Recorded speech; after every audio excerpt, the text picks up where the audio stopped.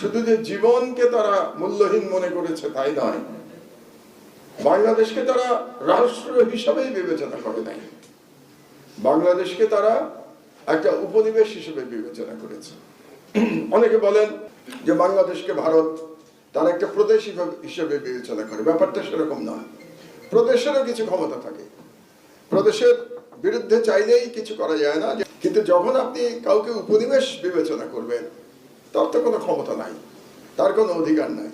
সুতরাং বাংলাদেশকে উপনিবেশ হিসেবেই বিবেচনা করে এসছে ভারত এ যাবৎকাল, এবং বাংলাদেশে শেখ হাসিনার শাসনের মাধ্যমে সেই উপনিবেশকে তারা পাকাপোক্ত করতে চেয়েছিল, এবং 15 বছরেরও কিছু দীর্ঘ সময় বাংলাদেশের রাষ্ট্রের কোনো মূল্য ছিল না, বাংলাদেশের জনগণের কোনো মূল্য ছিল না।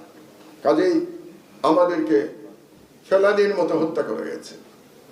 এবারের যে বিপ্লব, যে জুলাই বিপ্লব হয়ে গেল, এই বিপ্লবের সাথে বাংলাদেশে আপনারা অনেকের অভ্যুত্থান বলছেন, আমি শুনছিলাম আপনাদের বক্তব্যে।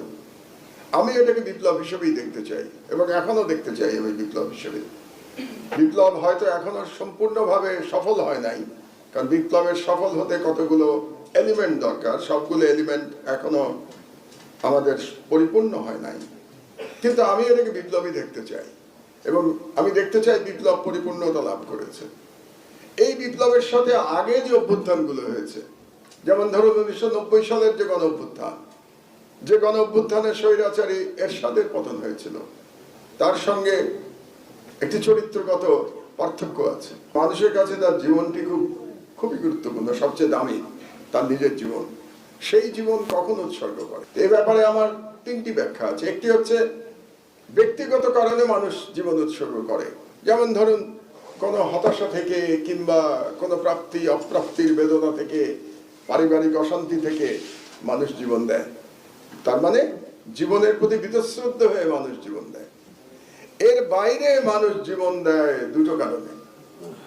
একটা হলো তার নিজের দেশের জন্য জীবন দেয়, অকাতরে জীবন দেয় মানুষ নিজের দেশের জন্য। আর তৃতীয় একটি কারণে জীবন দেয় মানুষ ধর্মের জন্য জীবন দেয়। এটা পৃথিবীর ইতিহাস ঘাটলে আপনারা দেখবেন যুগে যুগে মানুষ তার ধর্মের জন্য জীবন দিয়েছে। আমাদের জুলাই বিপ্লবে এক অবিস্মরণীয় ঘটনা ঘটে গেছে। এই ঘটনায় মানুষ জীবন দিয়েছে দেশের জন্য এবং ধর্মের কারণে। এইবারের বিপ্লবে প্রথমবারের মতো দেশপ্রেমের সাথে ধর্মপ্রেম জড়িত হয়েছে, প্রথমবারের মতো বাংলাদেশের ইতিহাসে। এই জন্যে এই বিপ্লবের একটা আলাদা ভিন্ন চরিত্র আছে।